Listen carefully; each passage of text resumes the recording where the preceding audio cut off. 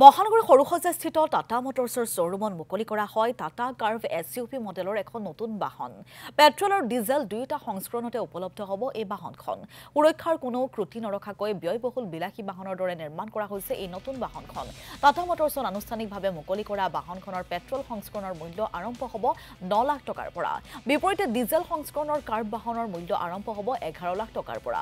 কেইবাটাও আকৰ্ষণীয় ৰঙত উপলব্ধ হোৱা বাহনখনত সংযুক্ত কৰা হৈছে অত্যাধুনিক প্ৰযুক্তি।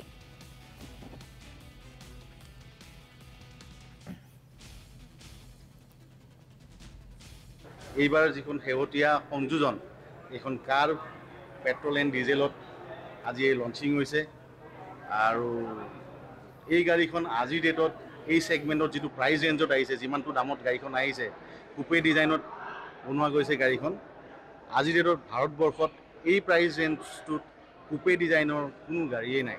কুপে ডিজাইনটো নৰ্মেলি 80 লাখ বা মোৰ দেন 80 লাখৰ যিখিনি গাড়ী আছে ৰিপ্ৰেজেণ্ট কৰে।